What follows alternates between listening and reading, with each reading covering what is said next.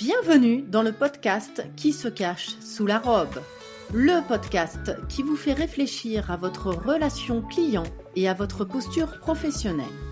Moi, c'est Guylaine, coach professionnel certifié et ancienne avocate. J'adore poser des questions. Alors, quoi de plus naturel que de le faire avec mes invités ? Ma mission ? Que clients et avocats apprennent à mieux s'entendre et se comprendre. Vous voulez réapprendre à vous écouter mutuellement ? À comprendre l'autre ? Identifier vos biais cognitifs et vos croyances ? Vous êtes au bon endroit pour remettre l'humain au cœur des relations. Bonne écoute !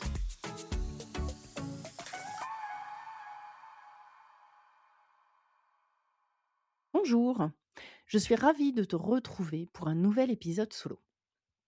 Aujourd'hui, je vais parler d'un outil qu'on utilise dans le coaching assez régulièrement pour expliquer des comportements et qui va faire écho au dernier épisode dans lequel je parlais de réussir à dire oui ou comment dire non sans culpabiliser. Aujourd'hui, j'avais envie de vous parler d'un autre outil qui n'est donc pas le disque, mais qui sont les drivers. C'est une autre façon de voir et de comprendre ses comportements.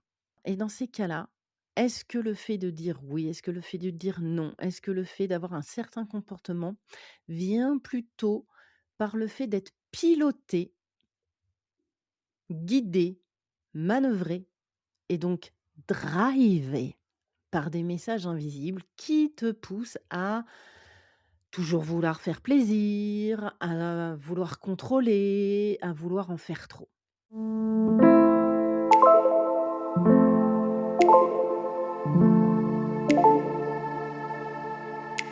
Et c'est ce qu'on va explorer aujourd'hui ensemble. On va regarder qu'est-ce que c'est que ces drivers. On va regarder comment les repérer. Et surtout, tu t'en doutes, comment s'en libérer. Mais avant de plonger dans ce sujet, petit rappel. Si tu n'as pas écouté l'épisode sur savoir dire non sans culpabiliser, je t'invite à le faire après celui-ci. Parce qu'aujourd'hui, on va creuser un des drivers les plus courants sur le fait de ne pas réussir à dire non, à savoir le fait plaisir. Mais il y en a d'autres. Alors déjà, commençons. Commençons par le début, à savoir qu'est-ce que c'est qu'un driver.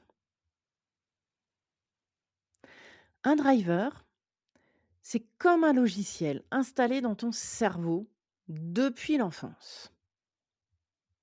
C'est un message que tu as entendu à plusieurs reprises par plusieurs personnes et qui l'ont incrusté dans ton cerveau en faisant en fait un logiciel. C'est devenu un code. Et le problème, c'est que ce logiciel, il te drive. Tu ne l'as pas choisi. Et ce logiciel, eh ben, on l'a tous. Tout le monde l'a. On a 5 drivers. Encore une fois, le problème, c'est pas qu'ils existent. Le sujet, c'est quand il vient finir par te faire du mal, quand il te drive, quand tu passes en pilote automatique sur ton driver et non plus sur ta conscience, là, il va finir par avoir une, comment dire ça? Une incidence négative sur ce que tu souhaites, sur ce que tu désires et sur le comportement que tu veux avoir. Cette approche de driver, on la doit au courant d'analyse transactionnelle créé par Eric Berne dans les années 50 et Taibi Kahler dans les années 70 qui est venu compléter les travaux d'Eric Berne. Donc ces messages, ce sont des messages qu'on a entendus des centaines et des centaines de fois. Il y en a 5.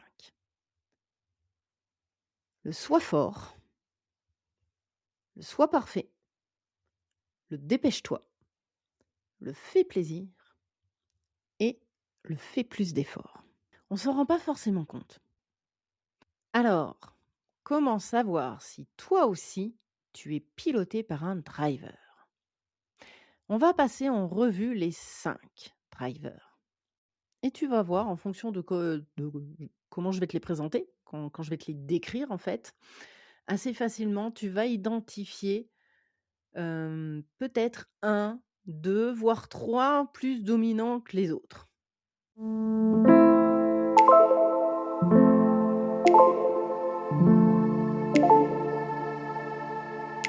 Je rappelle, on les a tous.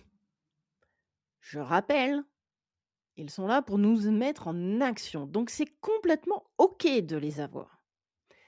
La question n'est pas là. La question est, si tu identifies qu'il y en a un qui est trop présent et qui t'amène du coup à avoir quelque chose qui ne te convient pas, là, ça devient un sujet. Alors, on va prendre le premier. Il n'y a pas d'ordre, hein, en soi, mais le premier driver, dont je parle depuis le début, le fait plaisir. Le fait plaisir, c'est, celui qui t'amène à dire oui de manière automatique. C'est le champion là-dessus. Tu dis oui par réflexe, avant même de réfléchir à te dire: «Est-ce que je peux répondre à la demande? Est-ce que j'en ai le temps? Est-ce que j'en ai les compétences? Est-ce que j'en ai les capacités?» Tu ne te poses même pas la question, c'est poum, le oui il sort tout seul, avant même que tu commences à réfléchir. Le fait plaisir, il se caractérise par le fait que la personne qui est drivée par le fait plaisir se sent coupable quand elle pense d'abord à elle, avant de penser aux autres. C'est aussi quelqu'un qui est assez caractérisé par le fait d'avoir peur des conflits. Mais avoir peur des conflits jusqu'au point de s'en effacer. C'est-à-dire que elle quitte la réunion, elle quitte la salle, elle quitte le groupe d'amis, elle préfère fuir le conflit que de s'y affronter et d'y participer. Je vais te donner un exemple. Sophie, chef de projet, elle a, elle a accepté toutes les demandes de son équipe. Elle finissait par travailler jusqu'à 22 heures. Son driver, c'était: si je fais pas plaisir à mon équipe, je ne serai pas aimée par elle. Or, fallait qu'elle soit aimée. Elle était la chef d'équipe. Donc, si elle voulait que son équipe puisse faire ce qu'elle allait leur demander, il fallait qu'elle soit appréciée, aimée. Résultat, elle a failli craquer. Comme souvent, tout n'est pas acheté. Donc, tu vas voir, pour chaque driver, il y a des forces et il y a des pièges. Sur le fait plaisir, la force principale de ces personnes-là, drivées par ce driver-là, c'est que ce sont des personnes très empathiques et qui sont dans l'harmonie des relations. Donc, ce sont des personnes ressources dans une équipe parce qu'on va naturellement aller vers elle, parce que naturellement, elle va écouter les besoins et les attentes de chaque personne de l'équipe et faire en sorte qu'on les écoute. Le piège, c'est qu'à force de toujours faire passer les autres avant soi, c'est qu'on s'épuise et qu'on se perd soi-même. On est qui là-dedans? L'équipe, c'est pas eux et toi, c'est vous tous. L'antidote principal du fait plaisir, c'est: j'ai le droit de penser à moi d'abord. Pour Sophie, on est venu travailler sur: j'ai le droit de poser des limites à mon équipe. C'est-à-dire que quand quelqu'un de son équipe venait demander quelque chose, elle a arrêté de dire oui systématiquement. Ça lui a demandé au démarrage beaucoup d'efforts. Et pour ça, c'était: j'entends ta demande, là je suis en train de travailler sur un sujet, je reviens vers toi dans une demi-heure pour te répondre. Et ce temps-là, ça lui permettait d'arrêter de dire oui automatiquement sans avoir réfléchi à qu'est-ce que ça allait lui coûter de dire oui. Et donc elle s'autorisait à se dire: «OK, j'ai j'ai le droit d'analyser sa demande, de voir si je peux y répondre, de comment je peux y répondre et de ce que j'accepte d'y répondre. Donc j'ai le droit de poser mes limites». Quand je dis: «J'ai le droit de poser des limites à mon équipe», c'est pas sur les autres. Le travail premier, c'est sur soi. Donc on pose des limites à soi en premier, pour ensuite réussir à poser des limites aux autres. Concernant Sophie, déjà, elle a commencé à réussir à arrêter de dire oui tout de suite, à donner ce temps mort qui lui permettait de sortir du driver automatique qui l'a piloté et de conscientiser la demande, de conscientiser ses besoins à elle, de comprendre la demande en face et de pouvoir consciemment y répondre dans les limites qu'elle voulait donner. Et là, ça l'a soulagée. Ensuite, 2 mois plus tard, elle s'est rendue compte qu'en fait, elle a commencé à déléguer, chose qu'elle ne faisait pas avant, puisqu'elle partait du principe qu'elle était là pour être appréciée, pour faire plaisir, pour être aimée. Donc elle avait tendance à tout faire. Bah oui, parce que en bonne maman qu'elle était, fallait qu'elle fasse pour les autres. Fallait pas trop qu'ils soient fatigués. Et donc là, tu commences à voir les effets négatifs du driver. C'est que de par sa pensée automatique de dire: «Je dois d'abord penser aux autres, je dois d'abord faire en sorte que les autres ne s'épuisent pas», elle en était arrivée à ne pas déléguer, alors qu'elle était la chef d'équipe. Et les autres, en face, ils ne comprenaient pas pourquoi elle déléguait pas. Mais elle nous fait pas confiance au final. Et cela amenait des tensions. Donc là où elle voulait absolument pas de conflit et de tension, de par son comportement, indiqué par son driver qu'elle ne conscientisait pas, elle créait la situation qu'elle voulait éviter. Donc 2 mois après, elle avait réussi à commencer à déléguer. Et là, je m'en souviens quand elle est arrivée à la séance, elle me fait: «Waouh Guylaine, incroyable! J'ai mon équipe qui est venue me remercier parce que je l'avais donné telle chose à telle personne, telle chose à telle personne et ils m'ont dit: "Waouh, on se sent reconnu et on sent que tu nous fais confiance, c'est génial, on adore, continue comme ça"». Et là, elle s'est pris une grande claque en fait, parce que c'était exactement ce qu'elle voulait au démarrage.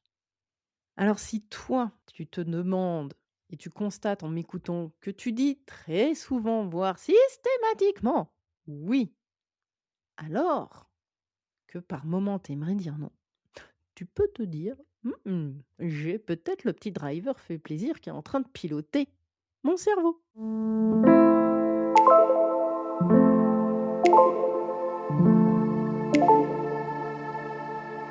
Prenons un autre driver, le dépêche-toi. Ben, tu t'en doutes, avec son nom, c'est quelque chose qui sera ancré chez toi si, petit, tu as toujours entendu justement cette phrase. Dépêche-toi, on est en retard, active, fais plus vite. C'est bien de l'avoir, encore une fois. Sa force principale de ce driver-là, c'est d'avoir quelqu'un en face qui est très réactif, très dynamique, qui rebondit, qui est action-réaction. Je rigole, hein. Hem, Parce que je me vois très, très bien l'avoir dans certaines situations.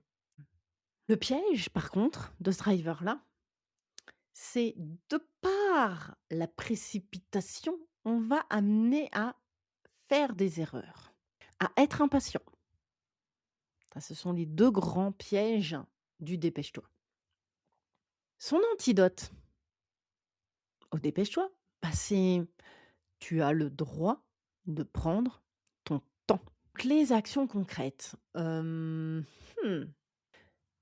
j'allais dire ralentir. Ah ouais, c'est bien mignon, tu vas me dire: «Comment on fait?» Et ben, un petit peu comme le fait plaisir, hein, tu ne fais pas. Tu mets un temps de pause. Tu ne réponds pas. Tu t'accordes un temps de réflexion. Dans ta journée, Tu peux, encore une fois, au démarrage, ça va être contraint, mais tu peux te planifier des pauses. Au lieu d'enchaîner 2 activités, tu te dis: «Tiens, là, je prends 5 minutes pour ne rien faire». Attention, hein, c'est pas 5 minutes pour aller faire autre chose, hein. Je savoure le moment présent. Je regarde ce qui se passe autour de moi. On apprend à ralentir.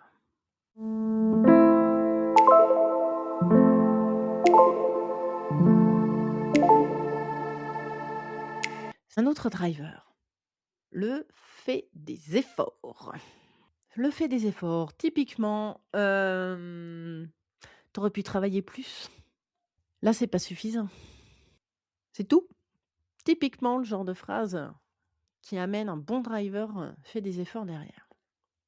La force principale du fait des efforts, c'est quand même que ça fait des personnes très persévérantes. C'est quand même pas mal. Le piège, bah, encore une fois, c'est de l'épuisement, hein, mais bon, ça, on va le retrouver, dans deux-trois drivers et surtout du ressentiment. Parce qu'en fait, on est persuadé de ne jamais en faire assez vis-à-vis des autres. On a l'impression que les autres pensent qu'on ne fait pas assez. Résultat des courses, on leur en veut. On a du ressentiment envers cette pensée-là. Donc envers les gens, puisqu'on attribue la pensée aux gens. L'antidote du fait des efforts, c'est tu as le droit de réussir sans t'épuiser. D'ailleurs, ça me fait penser, une des phrases aussi, c'est, «Pour réussir dans la vie, il faut en chier». Hein? Ça doit en parler à quelques-uns qui m'écoutent. Et donc non, non, non, non, en fait, tu as le droit de réussir sans t'épuiser. Alors là, les actions, ça va vraiment être fixer des limites, prioriser. On ne fait pas tout en même temps. On priorise. Je vais d'abord faire cette tâche-là, ensuite celle-ci, ensuite celle-ci. Le must, accepter que assez, c'est suffisant. J'en ai assez fait. J'ai pas tout fait dans ma journée. Eh ben c'est OK, j'en ai suffisamment fait. Ouh, je sens que ça doit tirer chez certaines personnes.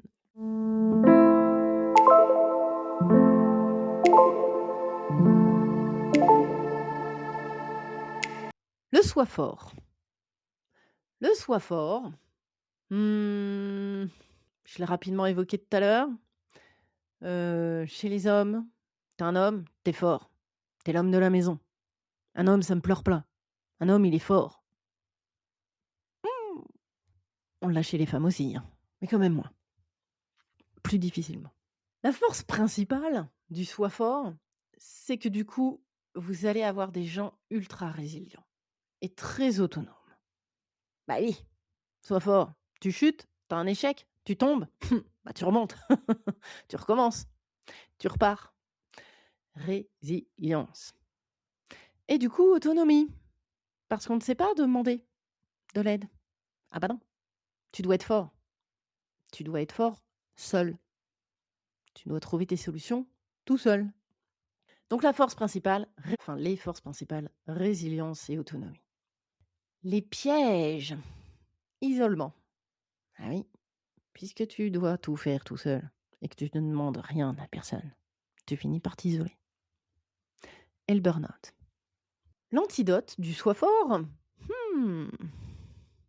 tu as le droit d'être vulnérable. Les actions concrètes pour mettre en place cet antidote, exprimer ses émotions. Et je rappelle que ces émotions, ça ne se résume pas à «je suis en colère» ou «je suis triste». On a 4 émotions primaires chez les Européens, si je prends les anglo-saxons. La colère, la joie, la tristesse, la peur. Si je rajoute les 2 autres, l'angoisse et le dégoût. Bon, et on a quand même une palette de couleurs de malade derrière. Et souvent, d'ailleurs, j'ai remarqué que la tristesse, on la met dans la colère. Or, quand on vient décortiquer ce qui se joue derrière, c'est bien de la tristesse et non pas de la colère. Donc souvent on dit: «Je suis en colère» et au final, on s'aperçoit que ça relève plus de la tristesse. On va pas l'aborder de la même manière. Le besoin n'est pas le même. Ah oui, parce que pourquoi je te parle de besoin? Je te rappelle que une émotion vient dire qu'il y a un besoin qui n'est pas respecté, d'accord?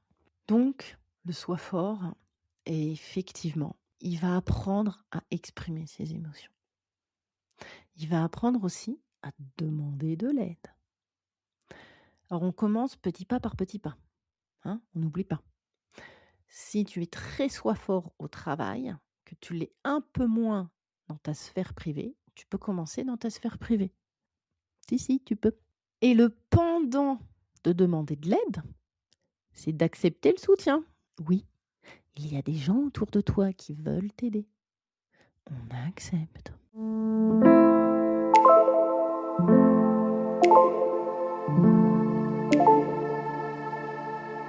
Et le dernier driver, le soi parfait.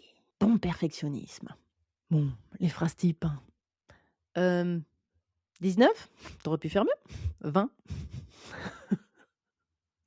Bon, il n'y a pas que ça, hein.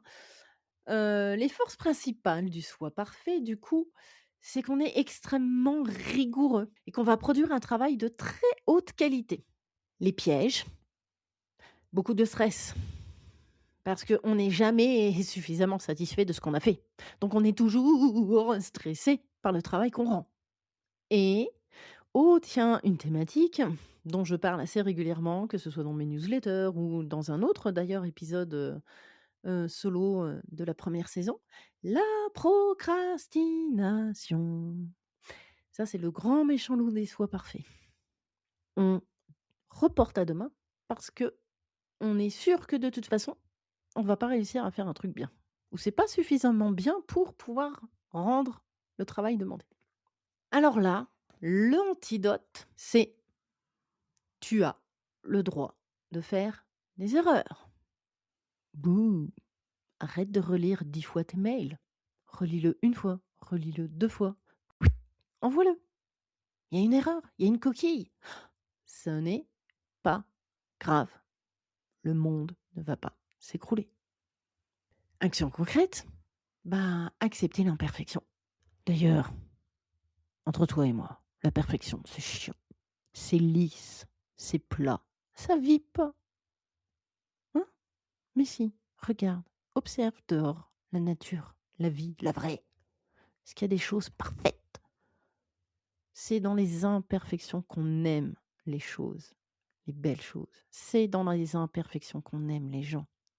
Deuxième action concrète. Doum, doum, doum, doum, doum, doum. Déléguer. Eh oui, alors là, déléguer. Ça demande pour des soi parfaits à accepter que les choses ne soient pas faites comme eux veulent qu'elles soient faites. Ouf, ça gratte, ça gratte. Je pense très fortement à un de mes clients que j'accompagne, qui est venu me voir.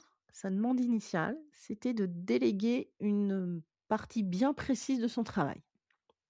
Avant de déléguer, il a fallu qu'on décortique tout son soi parfait derrière, toutes ses exigences dans son travail, qu'il comprenne qu'en fait, il aime le travail minutieux, bien fait, et qu'il puisse mettre en face des process, des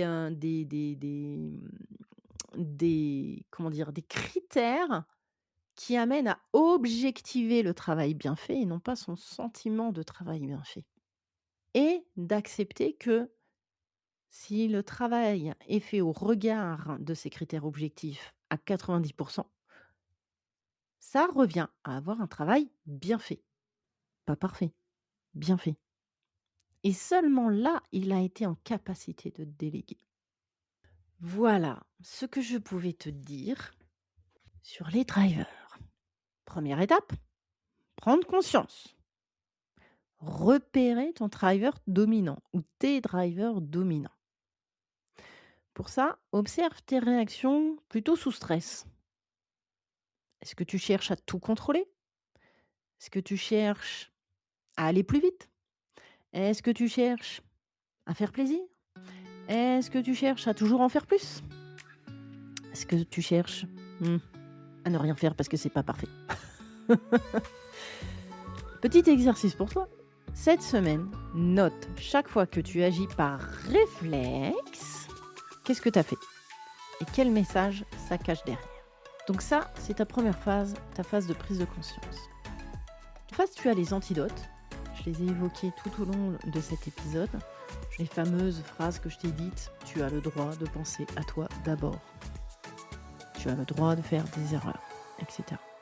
Et si tu veux aller plus loin, creuser tout ça, décrypter tes comportements et vraiment intégrer sur la longueur, bien évidemment, derrière, il reste le coaching.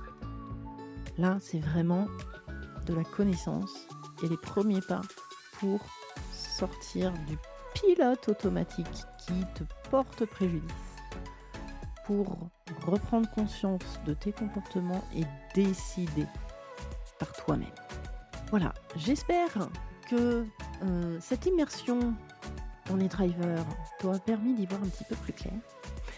Et si tu as la moindre question, bien évidemment, je suis à ta disposition. À bientôt.